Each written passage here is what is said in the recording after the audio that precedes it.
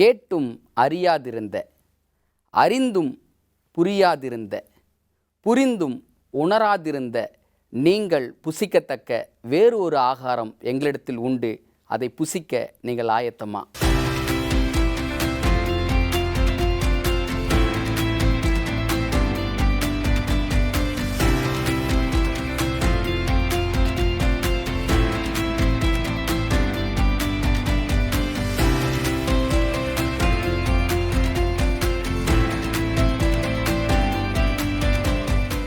உலகெங்கும் வாழும் hope TV நேயர்களாகிய உங்கள் யாவருக்கும் அன்பின் ஆண்டவர் இயேசுவின் திருநாமத்தினாலே அன்பின் வாழ்த்துக்களை தெரிவித்துக் கொள்கிறேன். நீங்கள் கேட்டும் அறிந்திராதிருப்பது, நீங்கள் அறிந்திருந்தும் உணராதிருப்பது, நீங்கள் புசித்திராத வேறொரு ஆகாரம் எங்களிடத்திலே உண்டு என்ற நிகழ்ச்சியின் சார்பாக உங்கள் யாவரையும் மீண்டும் ஒரு விசை மனதார வாழ்த்தி வரவேற்றுக் கொள்கிறேன். இந்த அற்புத நிகழ்ச்சியிலே நீங்கள் புசித்திராத வேறொரு ஆகாரம் என்ற தலைப்பில் நல்ல சத்திய வார்த்தைகளை நம்மோடு பகிர்ந்து கொடுக்கும்படியாய் அன்பு போதகர் மோகன் மனாசே அவர்கள் நம்மோடு இணைந்திருக்கிறார்கள்.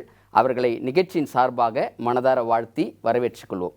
பஸ்டர், கர்த்தருக்கு ஸ்தோத்திரம். ஸ்தோத்திரம். எப்படி இருக்கிறீங்க? நன்றாக இருக்கிறேன். சந்தோஷம். இன்னைக்கு நீங்கள் எங்கள் மத்தியில் இருப்பது எங்களுக்கு மிகுந்த மகிழ்ச்சி. நீங்கள் புசித்திராத வேறொரு ஆகாரம் என்ற நிகழ்ச்சியில் மீண்டும் ஒரு விசை உங்களை மனதார வாழ்த்தி வரவேற்றுக் கொள்கிறேன். இந்த அற்புதமான தலைப்பை கேட்கும் பொழுதே ஒரு ஆவல் உள்ளத்தில் எழும்புகிறது. அது என்ன ஆவல் அப்படின்னா, நீங்கள் புசித்திராத வேறொரு ஆகாரம். இந்த தலைப்பும் இந்த தலைப்புக்குள்ளாக இருக்கிற சத்தியங்களையும் படிக்கும்படியாக இப்போ நம்ம இங்கே கூடியிருக்கிறோம். சரிங்க. ஸோ இந்த வேறொரு ஆகாரம் அப்படின்றத காட்டிலும் நீங்கள் புசித்திராத அப்படின்ற வார்த்தை தான் இன்னும் அந்த ஆவலை தூண்டுகிறதா இருக்கிறது. ஸோ அந்த ஆவலை நாங்களும் அறிய பிரியப்படுறோம். நீங்கள் எங்களோடு பகிர்ந்து கொள்ள முடியுங்களா? நிச்சயம் பகிர்ந்து கொள்ள முடியும். சரி, நீங்கள் புசித்திராத வேறொரு ஆகாரம், ஒரு சம்பவத்தை வேதாகமத்தில் நம்ம பார்த்துருப்போம். அந்த சம்பவத்தை நிறையா நமக்கு நல்லா தெரிஞ்சிருக்கும், நிறைய செய்திகள் கேட்டிருப்போம். ஆனால் கேட்ட செய்திகள் அப்படி தான் சொல்லுதானா இருக்கலாம். ஓகே. பட் அதே நேரத்தில் அதனுடைய மறுபக்கத்தையும் நம்ம ஆராய பார்க்கணும். இப்போ ஒரு சின்ன ஒரு உதாரணமாக ஒரு கேள்வி கேட்குறேன். எஸ்தருக்கு முருகதாயை என்ன வேணும்? சித்தப்பா வேணும்ல சொல்லுவாங்க. சித்தப்பாவா? சரி, அப்படியே பார்ப்போம். நீங்கள் எஸ்தர் 2ஆம் அதிகாரம் ஓகே 7வது வசனத்தை நீங்கள் வாசிங்களேன். எஸ்தர் 2:7ங்களா? ஆமாம், 2ஆம் அதிகாரம். வாசிப்போம் பாஸ்டர், வாசிப்போம். பாருங்க, அவன் தன் சிறிய தகப்பன் குமாரத்தியாகிய எஸ்தர் என்னும் அச்சாலை வளர்த்தான். இப்படி படிச்சீங்கன்னா அந்த பெண்ணுக்கு அவர் சித்தப்பாவா தான் தெரிவார். ஓகேங்க. இப்போ மறுபடியும் நிறுத்தி நிதானமா படிங்க. அவன் தன் சிறிய தகப்பன், இருங்க, அவன் தன் சிறிய தகப்பன் குமாரத்தியாகிய, அப்படின்னா என்ன அர்த்தம்? அவருக்கு தங்கச்சில்ல வருது, சித்தப்பா பொண்ணு. ஓகே. அப்போ இவ்வளோ நாம என்ன நினச்சிட்டு இருக்கிறோம்? அவர் தான் சித்தப்பான்னு நினச்சிக்கிட்டு இருக்கிறோம். இவ்வளோதான் விஷயம். ஓகே. நிறைய நமக்கு தெரியும். ஓகே. ஒரு சம்பவம் நமக்கு தெரியும். ஓகே. அந்த சம்பவத்தை நம்ம செவி வழியாக கேட்போம். அதை பிரசங்கிகர்மார்கள் மூலியமா அதை பேசும்போது நம்ம கேட்போம். பட் கேட்டதை தான் நம்ம என்ன நினச்சிக்கிறோம்? அது உண்மைன்னு நினைச்சுக்கிறோம். இது இங்க மட்டும் இல்ல, நீங்க மட்டும் இல்ல, நிறைய விசுவாசிகள் எஸ்தருக்கு முருகதாய் சித்தப்பான்னு தான் சொல்றாங்க. நான் போன நிறைய இடங்கள்ல நான் கேட்கும் போதும் இது பதில் சொல்லி இருக்கிறாங்க. சோ அப்போ வேதத்தை நம்ம படிக்கிறோம். படிக்கலைன்னா அவங்க சித்தப்பாங்கிறத கூட சொல்லியிருக்க மாட்டாங்க. படிக்கிறோம், ஆனா எப்படி படிக்கிறோம்?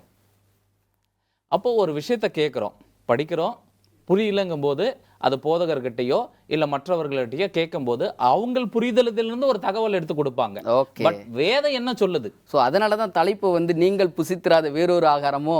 இந்த ஒரு சம்பவமே நமக்கு இவ்வளவு ஆச்சரியத்தை கொடுக்குதுன்னா கண்டிப்பா வேதாகமத்துல நிறைய சம்பவங்கள் இருக்குது. ஓகே. அந்த சம்பவங்களை நமக்கு எல்லாம் தெரிஞ்சதுதான். சரிங்க. நம்ம அந்த செய்திகளை, அந்த சம்பவங்களை பற்றிய செய்திகளை நம்ம கேட்டிருப்போம்.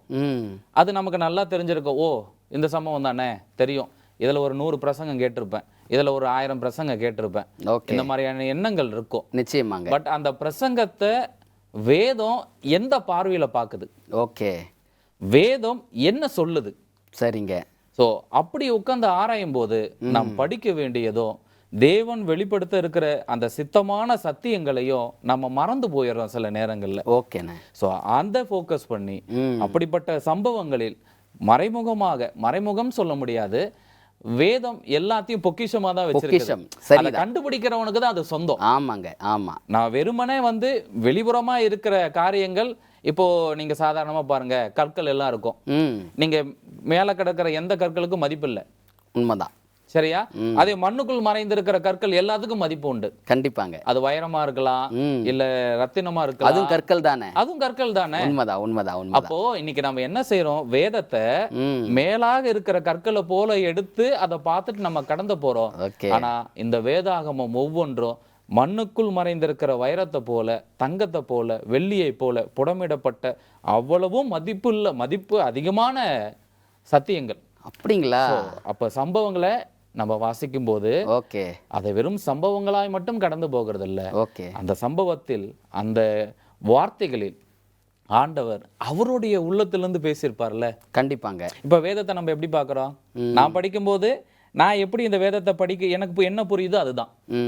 ஆனா ஆண்டவர் அந்த வேதத்தை, அந்த சம்பவத்தை, அந்த வசனத்தை சொல்லும்போது அவருடைய மனநிலையில என்ன இருந்திருக்கும், எதை நினைச்சு சொல்லியிருப்பாரு? ஸோ அவருடைய பார்வையிலிருந்து வேதத்தை படிக்கும்போது என் தேவனுடைய இருதயமும் என் இருதயமும் ஒன்றா இருக்கிறத நம்ம உணர முடியும் சில நேரங்களில். சந்தோஷங்க. ரொம்ப அற்புதமான காரியங்களை நம்ம தொடர்ந்து பார்த்துக்கிட்டு இருக்கிறோம். அதிலும் நீங்கள் புசித்திராத வேறொரு ஆகாரம்னு சொல்கிறதுக்கும் நம்ம வாசித்த அந்த எஸ்தர் வசனத்தையும் பார்க்கும் பொழுது, அப்போ நிறைய நாங்கள் புசித்திராத ஆகாரத்தை கொண்டு வந்திருக்கிறீங்க அப்படின்னு நினைக்கிறோம். நிச்சயம். கண்டிப்பாங்க. நம்ம தொடர்ந்து என்ன செய்ய போகிறோம் அப்படின்னா, வேதாகமத்தில் நீங்கள் புசித்திராத வேறொரு ஆகாரம் என்ற தலைப்பில் அநேக காரியங்களை படிக்க போகிறோம். நீங்கள் அந்த புசித்திராத ஆகாரம், அந்த ஆகாரத்தை நீங்கள் புசிக்கும் பொழுது உங்களுடைய அனுபவம் எப்படியா இருந்தது? நான் ஒரு வசனத்தை வாசித்து அதுக்கப்புறம் அதை நான் சொல்கிறது, என்னுடைய ஆவிக்குரிய வாழ்க்கையில் கிறிஸ்து என்னை சந்தித்த என்னுடைய காலங்களை நான் ஒரு சாட்சி சொல்கிற மாதிரி ஒரு வசனத்தில் சொல்லி முடிக்க ஆசைப்படுறேன். சங்கீதம் 119 சங்கீதம் 92வது வசனம் இப்படி சொல்லுது, உமது வேதம் என் மனமகிழ்ச்சியா இராதிருந்திருந்தால் என் துக்கத்திலே நான் அழிந்து போயிருப்பேன். ஓகே, இது என்னுடைய சாட்சி. ஓகேங்க. இந்த ஒரு வசனத்திற்குள்ளாய் என் ஒட்டுமொத்த கிறிஸ்துவ வாழ்க்கையும் நான் அடக்கி கொண்டே இருக்கிறேன். அந்த நாட்கள், அந்த கிறிஸ்துவ வாழ்க்கையில ஒவ்வொரு நாளும், இப்போ பாருங்களேன், எல்லா மனுஷனுக்கும் சோதனைகள் இருக்குது, நிச்சயமா போராட்டம் இருக்குது, பிரச்சனைகள் இருக்குது, பலவீனம் இருக்குது, உபத்திரம் இருக்குது. ஆனா இதுக்கு நடுவில் என்ன பண்றான் மனுஷன்? இதெல்லாம் சந்திக்கும் போது திடீர்னு அவனுக்குள்ள என்ன ஒரு சோர்வாயிடுது. நிச்சயமாங்க. நீங்க அற்புதமான காரியங்களோடு பகிர்ந்துருக்கிறீங்க. ஒரு சிறிய இடைவெளிக்கு பிறகாக நம்ம மீண்டும் தொடரலாங்களா? நிச்சயம். நேயர்களே, ஒரு சிறிய இடைவெளிக்கு பின்பதாக மீண்டும் நாம் சந்திப்போம்.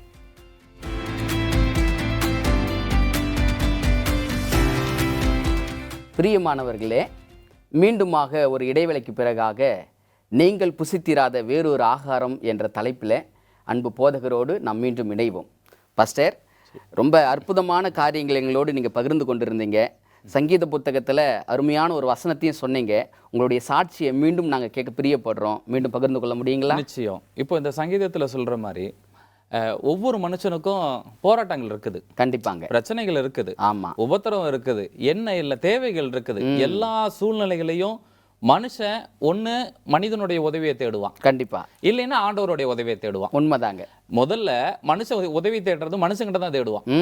அவன்கிட்ட கிடைக்கலங்கும் போது தான், நான் யாரும் எனக்கு உதவி இல்லை, எங்க போங்க, ஆண்டவர்கிட்ட போய் நின்று அவன், ஆண்டவரே எனக்கு யாரும் இல்லை, நான் கேட்டேன் யாரும் உதவி செய்யல, புலம்புறது இருக்கும். ஆமா. இப்போ வேதத்தில் இருந்த தேவ மனுஷங்களை பாருங்களேன், அந்த மனுஷங்களுடைய வாழ்க்கையில என்ன இருக்கும்? பிரச்சனை இல்லாம இருக்குமா? இல்லங்க, பயங்கரமான பிரச்சனைகள் உபத்திரவங்கள் இருக்கதான் செய்யுது. ஆவிக்குரிய வாழ்க்கையில வளர்ந்த மனுஷங்களை விட வேத சத்தியத்தை எடுத்துட்டு போய் சொன்னவங்களுடைய தீர்க்கதரிசிங்க, ஊழியக்காரங்களுடைய வாழ்க்கை கொஞ்சம் நெஞ்சம் பாடு இல்ல, கண்டிப்பா. பட் அந்த வாழ்க்கைய அவங்க எப்படி வாழ்ந்து முடிச்சிருப்பாங்க? அதுதான் ஆச்சரியமா இருக்குது இல்ல. இப்போ அதை சிந்திக்கும் போதுதான் எல்லா மனுஷனுக்கும் அந்த உபத்திரம் இருக்குது. அப்போ அப்படிப்பட்ட சூழ்நிலைகளை ஒரு மனிதனா நம்ம சந்திக்கும் போது சில நேரங்களில் நம்ம அந்த இடத்துல தேங்கி நின்றுவோம். சரிங்க. பலனற்றவர்களா மாறிடுவோம், உதவியற்றவர்களா மாறிடுவோம். யாராவது நமக்கு உதவி செய்ய மாட்டாங்களான்னு நினைச்சு நம்மள நாமளே தனிமைப்படுத்திக்கிட்டு ஒரு பய உணர்வுக்குள்ள போயிடுவோம்.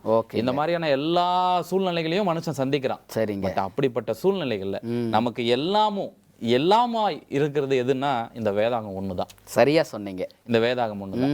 நீங்க சந்தோஷமா இருக்கிறீங்களா, வேதத்தை எடுத்து படிச்சு பாருங்க, ரொம்ப சந்தோஷப்படுவீங்க. ஓகே. நீங்க சோகமா இருக்கிறீங்களா, வேதத்தை எடுத்து படிச்சு பாருங்க, நீங்க ஆறுதல் அடைவீங்க. நீங்க ஒரு மாதிரி தனிமையில இருக்கிறீங்களா, அப்ப வேதத்தை எடுத்து படிச்சு பாருங்க, ஆண்டவர் பேசுற சத்தம் உங்களுக்கு கேட்கும். கண்டிப்பா கண்டிப்பா. வேதாகமும் மனிதனுடைய உணர்வுக்கும் அவனுடைய வாழ்க்கை சூழ்நிலைக்கு தகுந்தால் போல நீங்க எந்த நேரத்துல படிச்சாலும் அது உங்களுக்கானதா மாறும்.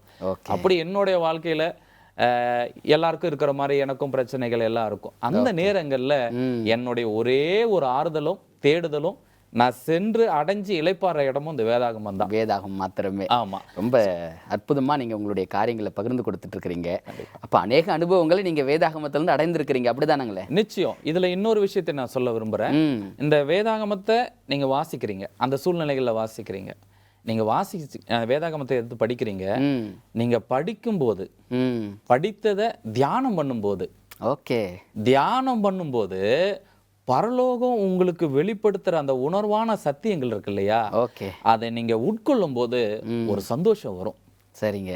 அந்த சந்தோஷத்தை நீங்க உலகத்துல எங்க தேடினாலும் கிடைக்காது. உண்மைதான் உண்மைதான் இல்லைங்களா? அந்த சந்தோஷம் நீங்க உலகத்துல அனுபவிக்கிற சந்தோஷங்கள் பாருங்களேன், மிஞ்சி போனா அது எவ்வளவு நாள் இருக்கும்? சும்மா ஒரு நாள், 2 நாள், 3 நாள், அவ்வளவுதான் இருக்கும். பட் நீங்க நான் என் உடம்புல இந்த உயிர் இருக்கிற வரைக்கும் நான் படித்த சத்தியங்களை என்னுடைய எந்த வயசுல நீங்க கேட்டாலும் என்னால சொல்ல முடியும். அதை சொல்லும் போது என்னையே அறியாம எனக்குள்ள ஒரு சந்தோஷம் வரும். அதுதான் எரேமியால ஒரு நல்ல வசனம் இருக்கிறது, 15ஆம் அதிகாரம் 16வது வசனம் என்று நினைக்கிறேன். உம்முடைய வார்த்தைகள் கிடைத்த உடனே அதை உட்கொண்டேன் இருக்கும். ஓகே. அது எங்கிருந்து கிடைக்கும்? இந்த வேதத்தை நம்ம வாசிக்கும் போதுதான் கிடைக்கும், அதை தியானம் பண்ணும் போதுதான் கிடைக்கும்.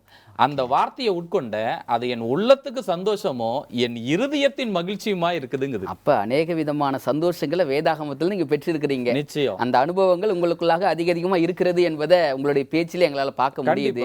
அப்ப நீங்க அடைந்த சந்தோஷத்தை நாங்களும் அடையணும், எங்களுடைய நேயர்களும் அடையணும். நீங்க எங்களோட அதை பகிர்ந்து கொள்ள முடியுங்களா? அதற்காகவே நான் அழைக்கப்பட்டிருக்கிறேன். நிச்சயமாங்க. அதுக்காக தான் அந்த டாபிக் தான் பாருங்களேன், இன்னும் என்ன அப்படியே உற்று நோக்கி போய்கிட்டே இருக்கணும்னு தோணுது. ஏன் அப்படின்னா, நீங்கள் புசித்திராத வேறொரு ஆகாரம் அப்படின்னும் பொழுது நம்ம ஆரம்பத்திலே பார்த்துட்டோம். எஸ்தர் புத்தகத்துல அந்த வசனத்தை வாசிக்கும் பொழுது பலருடைய நிலைமைகள் இப்படிதான் இருக்கிறது போல அப்படின்றத புரிஞ்சுக்க முடிஞ்சது. ஸோ இன்னைக்கு தேவனுடைய பெரிதான கிருபையினால எங்க நேயர்களோடு இணைந்திருப்பது மிகுந்த சந்தோஷம். இன்னைக்கு நாங்கள் புசிக்கத்தக்க அந்த வேறொரு ஆகாரத்தை எங்கிருந்து கொண்டு வந்திருக்கிறீங்க, எந்த சம்பவத்தை பார்க்க போறோம், அப்படி நீங்க அடைந்த சந்தோஷத்தை எங்களோடு நீங்க பகிர்ந்து கொள்ளுங்க. கண்டிப்பா. இன்னைக்கு நம்ம பார்க்க போற அந்த சம்பவம் நம்ம எல்லாருக்கும் தெரிஞ்சதுதான். ஓகே. எரிகிற முட்செடியில தேவன் மோசேவுக்கு தரிசனமானார். ஓகேங்க. சோ இது நம்ம எல்லாருக்கும் பரிச்சயமான ஒண்ணு. யாத்திரையாகமம் 3ஆம் அதிகாரம் நீங்கள் 1 to 5 வரைக்கும் நீங்க வாசிச்சு பாத்தீங்கன்னா அந்த சம்பவங்கள் தெரியும். இப்ப அந்த எரிகிற முட்செடியில ஆண்டவர் தரிசனமானார். தரிசனமாயி மோசேவை அழைச்சார். பட் இவ்வளவுதான் நமக்கு இந்த சம்பவங்கள் தெரியுது. கண்டிப்பாங்க. ஆனால் இந்த சம்பவத்துல நம்ம தியானிக்கப்பட வேண்டியதும் ஆராயப்பட வேண்டியதும் இந்த சம்பவத்தில் இருக்கக்கூடிய சத்தியங்களை நம்ம ஒரு பக்கத்துல இருந்து தான் பார்த்துட்டோம். ஓகே. அதோடைய இன்னொரு பக்கத்தை நம்ம பார்க்க வேண்டியது அவசியமா இருக்குது. ஓகேங்க. நான் ஒரு உதாரணத்தை நான் சொல்றேனே. இப்ப மோசேவை அதுல ஆண்டவர் சந்திக்கிறார். கண்டிப்பாங்க. சந்திச்சு என்ன சொல்றாரு? இஸ்ரவேல் ஜனங்களை எகிப்திலிருந்து கூட்டி வரணும். ரைட். ஓகே. இப்ப நான் என்ன கேட்கிறேன், மோசேவை ஆண்டவர் எப்படி வேணாலும் சந்திச்சிருக்கலாம்ல? ஆமாங்க. ஆதாம ஆண்டவர் சந்திச்சாரு. படைப்புக்கு அப்புறம் ஆதாம ஆண்டவர் சந்திச்சாரு. ஆமா. சந்திக்கும் போது அடையாளங்கள் இருந்துச்சா? ஒன்று இல்லைங்களே. முகமுகமா சந்திச்சாரு. கண்டிப்பா. பெற்ற பிள்ளைய கையில் எடுத்து பாக்குற ஒரு அப்பா மாதிரி ஆதாம படைச்சு முகமுகமா சந்திச்சாரு. ஆண்டவரும் ஆதாமும் சந்திக்கிறதுக்கு எந்த தடைகளும் இல்லவே இல்ல. நேருக்கு நேரா சந்திச்சாங்க. ரைட். இப்போ ஆண்டவர் அப்படி சந்திச்சாரு. அதுக்கப்புறம் நீங்க எடுங்க, ஆதாமுக்கு அப்புறம் யார் அதிகமா சந்திச்சாருன்னு பாருங்க. ஏனோக்கு பரலோகத்துக்கு எடுத்துக்கொள்ளப்பட்ட மனுஷன் இல்லைங்களா? 930 வருஷம் வாழ்ந்த ஆதாம் போகல. ஆமா. வெறும் 365 வருஷம் வாழ்ந்த ஏனோக்கு போயிட்டான். அதுதான் வேறொரு ஆகாரம். அட நீங்க பேசும்போது தான் புரிய வருது. ரைட். அப்ப நீங்க அதை யோசிக்கணும். ஏன் ஏனோக்கு மட்டும்? ஆதாம் இருக்கிறாரு, ஆதாமுடைய பையன் சேத் இருக்கிறாரு, சேத்தோட பையன் ஏனோஸ் இருக்கிறாரு, ஏனோஸ் யாரத்து மகளலேயால் இவங்க எல்லாம் இருக்கிறாங்க. ஆல்மோஸ்ட் 900 வருஷத்தை தாண்டி வந்துட்டாங்க. ஆமாங்க. பட் அவங்கள யாராவது ஒருத்தராவது பரலோகம் போயிருக்கணும்ல. அப்ப ஏன் ஏனோக்கு போனாரு? ஓ, யோசிக்க வேண்டிய விஷயம். புரியுதுங்க. இத்தனைக்கும் யாரு? ஏனோக்கை விட ஆதாம் தேவனை முகமுகமா சந்திச்ச மனிதன். அப்ப யோசிச்சு பாருங்க. அப்ப அந்த உலகத்தின் முதல் மனுஷனை ஆண்டவர் பரலோகம் கூட்டு போயிருக்கலாம்ல. கண்டிப்பா 930 வருஷம் போல. ஆனா 300 வருஷம் வாழ்க்கை பரலோகம், நீ இந்த பூமி உனக்கு வேண்டாம், பரலோகம் வந்து சேருனா ஏனோக்கோட வாழ்க்கையில படிக்க வேண்டியது இருக்கு. சோ வேதாகமம் இப்படிதான் நிறைய ஆச்சரியங்களை வச்சிருக்குது. சிலதை நம்ம கடந்து போயிட்டோம். ஏனோக்கு பரலோகம் போனான்னு தெரியும். அந்த பாயிண்ட்டுக்கு வாங்க. முகமுகமாய் ஆதாம சந்திச்சாரு. சரி, அவருக்கு எந்த அடையாளமும் கொடுக்கப்படல. வேற சரி, இப்ப ஏனோக்குக்கும் ஆண்டவர் எப்படி பேசினாரு? ஏனோக்குக்கு வந்து தரிசனங்கள் மூலமாகவும் சொப்பனங்களின் மூலமாகவும் பேசினாரு. அப்புறம் சத்தங்கள் ஆண்டவர் நேரா பேசிருக்கலாம். சரி, ரைட். அங்க ஏதாவது அடையாளங்கள் இருக்குதா? ஒரு அடையாளங்கள் இல்லீங்களே. சரி, அதுக்கப்புறம் வேற யாராவது மனுஷர் இருக்கா பிள்ளைங்களா? ஆமாங்க. ஏனோக்கு அப்புறம் நோவான்னு ஒரு மனுஷன் இருக்கிறாரு. சரி, இப்ப நோவாவை ஆண்டவர் எப்படி சந்திச்சாரு? நோவாவுக்கு கர்த்தருடைய வார்த்தை உண்டாயிடுச்சு, பேசினாரு. ஆண்டவரும் நோவாவும் பேசுறதுக்கு எந்த அடையாளங்களும் தேவைப்படல, ஆண்டவர் கொடுத்தது செஞ்சாரு. சரி, அவருக்கு அப்புறம் யாரு கொஞ்சம் அதிகப்படியான மனுஷன்? ஆபிரகாம் வந்தார். ஆபிரகாம் எப்படி சந்திச்சாரு? ஆபிரகாமையும் ஆதாம எப்படி முகமுகமா சந்திச்சாரோ அப்படியே சந்திச்ச அனுபவத்தை பாக்குறோம். அதே மாதிரி மோசேவையும் சந்திச்சிருக்கலாம்ல. கண்டிப்பாங்க.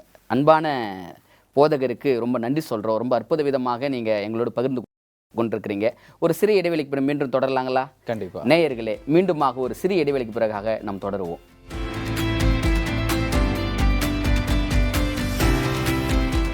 கிறிஸ்துவுக்குள் பிரியமானவர்களே, மீண்டும் ஒரு சிறை இடைவெளிக்கு பிறகாக நம் போதகரோடு சந்திக்க போகிறோம். வாங்க சந்திப்போம். பாஸ்டர், ரொம்ப அற்புத விதமாக எங்களோடு பகிர்ந்து கொடுத்து கொண்டிருக்கிறீங்க. நாங்கள் புசித்திராத எத்தனையோ ஆகாரம் இருக்கிறது என்பதை நீங்கள் பேசும்பொழுது எங்களால் புரிந்து கொள்ள முடிகிறது. ஆதாம தேவன் முகமுகமாக சந்திச்சாரு, ஒரு அடையாளமும் இல்லை. பிறகாக ஏனோக்கை சந்திச்சாரு, அங்கேயும் அடையாளங்கள் இல்லை. நோவாவை சந்திச்சாரு, அங்கேயும் அடையாளம் இல்லை. அப்புறம் பாஸ்டர் அதுக்கடுத்து சொன்னீங்க ஆபிரகாம் கிட்ட சொல்லிக்கிட்டு இருந்தீங்க. இப்போ ஆபிரகாம்ல இருந்து தொடங்க பாஸ்டர். ஆபிரகாம ஆண்டவர் சந்திக்கிறார், முகமுகமா சந்திக்கிறார். ஓகேங்க. சந்திக்கிறதோட நிக்கல, போய் உட்காந்து சாப்பிட்டு தான் போனாரு. ஆமா, 18வது அதிகாரம் வாசிக்கிறோம். நீங்க வாசிக்கும் போதுல உட்காந்து சாப்பிட்டு போறாரு. ஓகே. இப்போ இதுல நீங்க இன்னொரு விஷயத்தையும் கவனிக்கணும். சரி, அதுக்கு முன்னாடி நான் மோசேவை சொல்றேன். இப்போ மோசேவை ஆண்டவர் சந்திக்கிறதுக்கு என்ன செய்திருக்கலாம்? இதே போல முகமுகமா பேசியிருக்கலாம், வார்த்தையினால பேசியிருக்கலாம், இறங்கி வந்திருக்கலாம். ஆமா, எதை வேணாலும் செய்திருக்கலாம். ஏன் முட்செடி? ஓகே, ஏன் முட்செடி? ரெண்டாவது, இதுல நம்ம படிக்க வேண்டிய இன்னொரு சத்தியம் இருக்குது. சரிங்க. ஆபிரகாமையோ நோவாவையோ ஏனோக்கையோ ஆண்டவர் சந்திக்கும் போதெல்லாம் வெறுமன சந்திக்கல. ஓகே, ஒவ்வொரு செய்தி இருக்கும். இப்போ ஆபிரகாம ஆண்டவர் சந்திச்சார். எதுக்காக சந்திச்சாரு? அவருடைய இனத்தையும் அவருடைய தேசத்தையும் விட்டு புறப்பட்டு பெரிய ஜாதியாக்க போற தேவனுக்கென்று சந்ததி ஏற்படுத்த வேண்டும் என்று அழைச்சாரு. சந்திக்கும் போது இருக்கிற அனுபவம் என்ன? சோதம் குமார பட்டினத்தை அழிக்க போறாரு. இப்ப என்ன சொல்லிட்டு போறாரு? மனசுல அவர் சந்திச்சுட்டு போயிட்டாரு. போகும்போது என்ன சொல்றாரு? நான் செய்ய போற விஷயத்த ஆபிரகாமுக்கு நான் மறைப்பணும், அப்ப நான் மறைக்க கூடாது அப்படின்ட்டு ஆபிரகாம் கிட்ட சொல்றாரு. நான் இந்த சோதம் அழிக்க போறேன் சொல்லிட்டு போறாரு. இப்படி நோவா கிட்ட என்ன சொல்றாரு? நோவா கிட்ட ஜலப்பிரளயத்தினா உலகம் அழிய போகுது, முதலாம் உலகம் அழிக்க போறேன், அதனால என்ன பண்ணு, பேழைய கட்டு.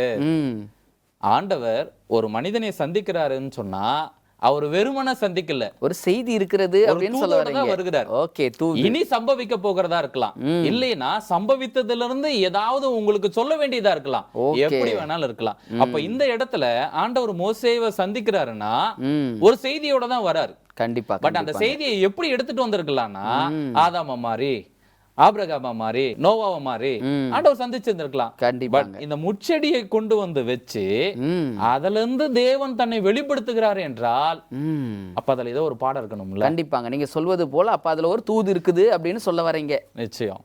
ஓகே, அப்போ ஒரு சோதோம் குமார பட்டினத்தை அழிப்பதற்கு முன்பதாக ஆபிரகாமை சந்திக்கும் போது அங்க ஒரு செய்தி. நோவா முதலாம் உலகம் அழிக்கப்படுவதற்கு பொழுது அங்க நோவா கிட்ட ஒரு செய்தி. அப்போ மோசையை சந்திக்கிறார் அப்படின்னா அங்கேயும் ஒரு செய்தி இருக்கிறது, ஒரு தூது இருக்கிறது அப்படின்னு சொல்ல வரீங்க. கண்டிப்பா. ஓகே, அந்த தூதை நாங்க ரொம்ப புரிஞ்சுக்கணும், தெரிஞ்சுக்கணும் அப்படின்னு ஆவல் ரொம்ப அதிகமா இருக்கிறது. மீண்டும் தொடர்ந்து அதை எங்களோட பகிர்ந்து கொள்ளுங்க பார்ப்போம். சரி, நல்லது. இப்போ அந்த சம்பவத்துல என்ன செய்தி இருக்கு? இரண்டாவது, தன்னை ஆண்டவர் மோசேக்கு எப்படி வேணாலும் வெளிப்படுத்தி இருக்க முடியும். கண்டிப்பாங்க. பட் எரிகிற முட்செடி ஏன்? இப்போ சீனாயில ஆண்டவர் மோசே கிட்ட பேசினார். கண்டிப்பாங்க. மோசே நான் இங்க நிக்கிற வான்னு சொல்லி கூப்பிட்டு பேசியிருக்கலாம். பட் இந்த இடத்துல முதல் சந்திப்புல அந்த முட்செடி ஏதோ ஒரு அடையாளமோ ஒரு அதிசயமோ மட்டும் இல்ல. மோசே அதை கிட்ட நெருங்கி போகும்போது ஒரு அதிசயமா தான் நெருங்கி போனான். கண்டிப்பாங்க. ஆனால் அது எப்படி அதிசயமா அவருக்கு தெரிஞ்சுது? சரி, இப்போ இது நீங்க கவனிக்கணும். வனாந்தரங்கள்ல இப்போ மோசே 40 வருஷம் எங்க இருந்தாரு? வனாந்தரத்துல இருந்தாருங்க. அவருடைய வாழ்க்கை 340 பிரிக்க முடியுது. அதுல 40 வருட வனாந்தர வாழ்க்கை. வனாந்தர வாழ்க்கை. அடுத்த 40 வனாந்தரம் தான். ஆமா. இந்த 40ல ஆடு மேய்க்கணும், அடுத்த 40ல மனுஷங்களை மேய்க்கணும். ஓகே. அந்த மனுஷனை மேய்க்கிறதுக்கு இந்த 40 வருஷம் ஆடு மேய்க்க வேண்டியதா இருக்குது. ஓகே, சரிங்களா? சரி, இப்போ வனாந்தரத்துல ஆடுகளை மேய்ச்சிட்டு இருக்கிறார். இப்போ அந்த ஓரே மலை சுற்றி இருக்குது, வசனம் அப்படிதான் சொல்லுது. ஓகேங்க. அந்த இடத்துக்கு போகும்போது காடுகள்ல பொதுவாக செடிகளோ மரங்களோ பற்றி எறிகிறது இயல்பான ஒரு விஷயம். இயல்பான ஒரு விஷயம். இப்ப இந்த 40 வருஷத்துல மோசே அப்படிப்பட்ட சம்பவங்களை நிறைய பார்த்திருக்க முடியுமா? கண்டிப்பா பார்த்திருப்பாரு. இப்ப அந்த சம்பவங்கள் மோசேவை ஈர்த்திருக்குமா? அது ஈர்த்திருக்க வாய்ப்பு இல்லை. ஏன்னா 1-2னா பரவாயில்ல, 40 வருஷம் நிறைய பார்த்திருக்க வாய்ப்பு இருக்குது. வெயில் உஷ்ணம் அதிகமா இருக்கும் போது அந்த மாதிரி எல்லாம் நடக்கும். கண்டிப்பா. பட் இந்த சம்பவத்துல எது மோசேவை நோக்கி இழுத்துச்சு? நம்ம அதை வாசிக்கும் பொழுது தெரியுது, அங்க அந்த முட்செடி எரியுது, ஆனா வெந்து போகாமலும் சாம்பலாகாமலும் இருந்தது அப்படின்னு சொல்லி வாசிக்கிறோம் இல்லைங்களா? அதுங்களா? அதான் அனுபவம். ஓகே. இதுக்கு முன்னாடியும் ஒரு முட்செடியோ மரமோ எரிகிறத மோசே பார்த்திருப்பாரு. அது அந்த அளவுக்கு அவரை ஈர்த்திருக்காது. பட் அதே போலதான் இந்த முட்செடியும் பற்றி எரிகிறதுன்னு நினைச்சிட்டு அந்த மனுஷன் கடந்து போயிருக்கணும். ஆனா எது ஈர்த்தது? அந்த ரொம்ப நேரமா எரிஞ்சிட்டே இருக்குது, ஆனா என்ன ஆகல? வெந்து போகல, மரம் வெந்து போகல.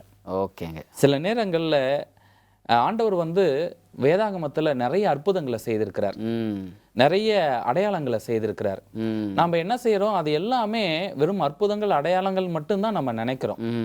ஆனா வேதாகமத்துல ஒவ்வொரு அடையாளத்துக்கு பின்னாடியும், ஓகேங்க, ஒவ்வொரு அற்புதத்துக்கு பின்னாடியும் ஒரு செய்தி இருக்கு. அப்ப நாம புசிக்க போற வேறொரு ஆகாரம் மோசையை பத்தி நம்ம படிக்க போறோம், அப்படிதானங்களே? கண்டிப்பா. ஓகே. அப்ப படிக்க போறோம். மோசையின் சம்பவத்திலிருந்து நாம் புசித்திராத வேறொரு ஆகாரத்தை தொடர்ந்து படிக்கும்படியாய் ஆண்டோடைய சம்பவத்துல கடந்து வந்திருக்கிறோம். நீங்க சொல்லும் பொழுது அற்புத விதமான காரியங்கள் மோசையினுடைய சம்பவத்தில் இருக்குன்னு நினைக்கிறேன். ஆதாமில் தொடங்கி ஆபிரகாமில் முடிச்சிங்க, எல்லார்கிட்டையும் ஒரு தூது இருந்தது போல இங்க மோசையினிடத்திலும் ஒரு தூது இருக்கிறது என்பதை அங்க புரிஞ்சுக்க முடியுது. அதுலயும் ஆரம்பத்தில் நீங்க சொல்லும் பொழுது சொன்னீங்க, வேதம் எப்பொழுதும் எந்த காலத்திற்கும் பொருந்தக்கூடியதாக இருக்கிறது அப்படின்னா, அப்போ மோசையினுடைய சம்பவம் நமக்கு ஒரு மிக முக்கியமான பாடத்தை கொடுக்க போகிறது என்பதை புரிந்து கொள்கிறோம். இம்மட்டுமாக எங்களோடு இணைந்து நாங்கள் புசித்திராத வேறொரு ஆகாரத்தை எங்களோடு பகிர்ந்து கொடுத்தீங்க. மீண்டுமாக அடுத்த ஒரு காணொலியில் நீங்கள் இன்னும் இதை எங்களோடு பகிர்ந்து கொள்ளும்படியாய் அன்போடு உங்களை அழைக்கிறேன். இதுவரைக்கும் பகிர்ந்து கொடுத்த அனைத்து சத்தியங்களுக்காகவும் உங்களுக்கு மனதார நன்றிகளை செலுத்துகிறோம். நன்றி. நேயர்களே, நீங்கள் புசித்திராத வேறொரு ஆகாரம் என்ற தலைப்பில் நல்ல சத்தியங்களை நாம் கேட்கும்படியாய் அன்பு போதகர் மூலமாய் ஆண்டவர் நம்மோடு இடைப்பட்ட காரியங்களுக்காக தேவனுக்கு நன்றிகளை செலுத்துவோம். இன்னும் அநேக விதமான சத்திய வார்த்தைகளை, நாம் புசித்திராத வேறொரு ஆகாரத்தை தேவன் மோசையின் மூலமாக, மோசையினுடைய வாழ்க்கையின் மூலமாக நம்மோடு கொடுக்க காத்திருக்கிறாங்க. தொடர்ந்து எங்களோடு இணைந்திருங்கள். கர்த்தர் நம் அனைவரையும் ஆசீர்வதிப்பாராக. வரக்கூடிய செய்திகள் எல்லாம் தேவ ஆவியானவர் நம்மை வழிநடத்தும்படியாய் ஒரு சிறு ஜபத்தோடு நாம் நிகழ்ச்சியை நிறைவு செய்யலாங்களா? ஜபம் செய்வோம். அன்புள்ள தகப்பனே, இம்மட்டுமாக நீர் பேசி வருகிற தயவுகளுக்காய் ஸ்தோத்திரம். அப்பா, நாங்கள் புசித்திராத ஆகாரம் வேறொரு ஆகாரம் அநேகம் உண்டு என்பதை நாங்கள் பார்க்கிறோம். தொடர்ந்து எங்களை நடத்தும். எங்கள் நேயர்களுக்கும் இது ஆசீர்வாதமாய் மாற்றி தரும்படியாய் இயேசுவின் வழியாய் ஜெபிக்கிறோம் பிதாவே, ஆமேன். நேயர்களே, மீண்டுமாக நாம் ஒரு சத்தியத்தில் சந்திக்கும் வரை தேவன் தாமே நம் அனைவரையும் ஆசீர்வதிப்பாராக. ஆமென்.